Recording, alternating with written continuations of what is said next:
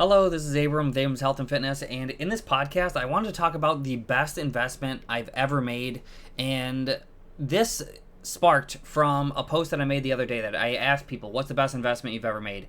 And the answers I got were like all over the place. But there was one commonality between all of them, in that the best investment all of these people made from like all walks of life was always consistently investing in themselves. And this got me thinking, like, I wonder how much I've spent on myself when it comes to like investing in myself. And if you follow me at all, you might know that I say I have an unlimited budget when it comes to books, and that's what I thought my best investment was. And I wanted to see how much I actually made, like what the price difference was. So I did the math, and I saw how much I actually made before investing in Audible. I'm not sponsored by Audible. Like you could sign up for them or not, like whatever.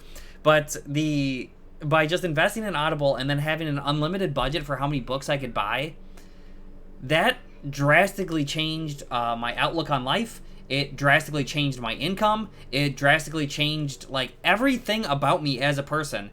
Got exponentially better. So I added up how much I spent. So I've had Audible for almost 2 years now. And then I went through my catalog and I saw how many books. So I've read 160 books through Audible in the past 2 years. So, if we divide that, that's, 80 books a year? And if there's, 52 weeks in a year, that's about a book and a half a week, which makes sense because I read 1 to 3 books a week on health, fitness, nutrition, personal development, and I've been consistent with this for years now. And so I added up how much that I actually made, like the difference between my income then and my income now, and just try to see if it was really like worth it. But first, let's see how much I actually spent on Audible. So on Audible, I added up how much I spent, and I spent $1,427.83 over the last 2 years just in Audible books. So that does not even take into account the number of podcasts I've listened to, the number of books that are free on YouTube that you can. A lot of like audiobooks are just free on YouTube. You can just type in the book, like let's say it's like the 4-Hour Work Week. 4-Hour Work Week audiobook into YouTube, and you'll find it. I bet it's free, like if I searched it. Actually, I'm going to search right now because I don't want to give you the wrong information. But there's a lot of different books on there that you can get. The 4-Hour Work Week audiobook. Literally, it's there. You can get the book for free. It's one of like the essential readings if you're someone that wants to really change how you look at like work and life and trying to balance it in a way that makes the most sense, because you want to do the living now and you don't want to wait until retirement to be able to have this, like the kind of life that you want to live. Don't wait and put it off. Do it now in the middle of your life while you're healthy, young, and you can really treasure these moments and be healthy and fit for them. So that's a book. You can go onto YouTube right now and it's totally free. And all those books that I spent on Audible, I did this for 2 years before that, and I was just torrenting. I was getting them from like Pirate Bay and stuff. I was getting the audiobooks for free on top of YouTube. I was just pirating them, and your life can expand exponentially if you were to just invest more into yourself. And one of the things that I was just listening to really made me like think about the way I'm looking at this. His name is Naval Ravikant.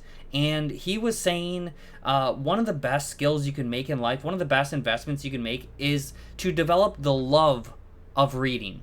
Because whether you listen to it or you physically read it or whatever it might be, if you can fall in love with learning, your possibilities like in your life, in your business, and just like what you can accomplish over the time span that you have on this planet is exponentially more than if you weren't to do this.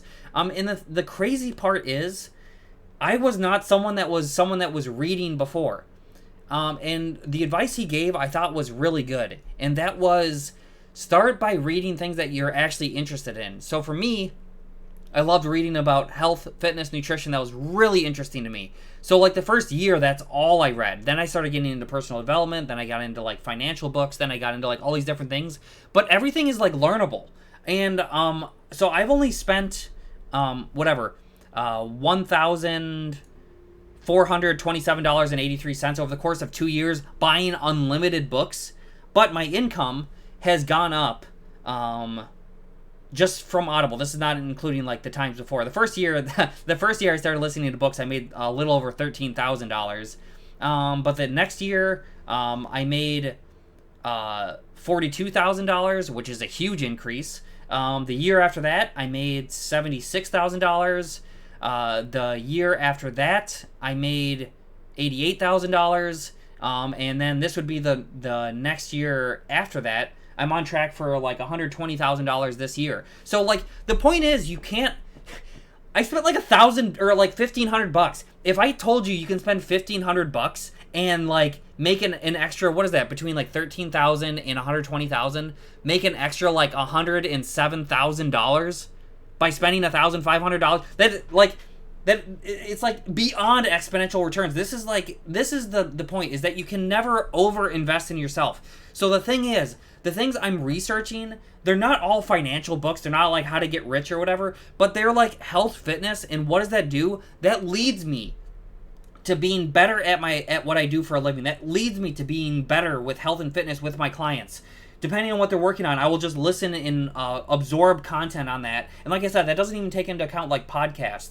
But by becoming better in my chosen profession, by becoming more like physically, mentally strong, by being able to help people at a high level and really give back, I have a higher level of fulfillment. My clients perform at a higher level. They see results that they actually want to see. And I have a way to get across to people that they can be successful. And it just goes into having an unlimited budget when it comes to investing in yourself. I am a firm believer. It is literally impossible to over invest in yourself. So the thing is, I'm taking action on what it says to do, but those kind of returns are just like insane. To think that you can do this and see so much more income, see such a high degree of your quality of life just exponentially improving, that if you were on the fence about like investing in yourself, get off the fence. like just do it. Like the best investment you can make in yourself, and this is even something that Warren Buffett says. So he was talking to a room full of students, and he said, all right, everyone in here, I'll give you a car. Any car you'd like. You can drive it. You can pick out the nicest car you want. Anything you want. Literally any car in the world you could have. But there's one catch. Whatever car you pick, you have to keep this car for the rest of your life. What would you do if you could only drive one car for the rest of your life?